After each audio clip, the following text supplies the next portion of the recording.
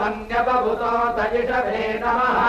नमस्ते अस्तु धन्वने बाहुभ्यामुदते नमः जातयिषः शिवतमा शिवम् भगोवते धनुः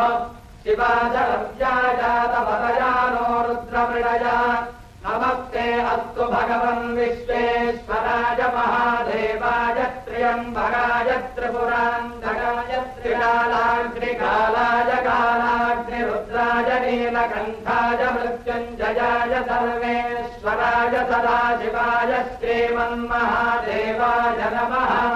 ॐ नमः सोमाय च रुद्राय च नमः साम्राय चारुणाय च नमः शङ्काय च पशुपतये च नमः उग्राय च भीमाय च नमो अग्रे वधाय च दूरे वधाय च नमो हन्ते च हरीयते च नमो वृक्षेभ्यो हरिके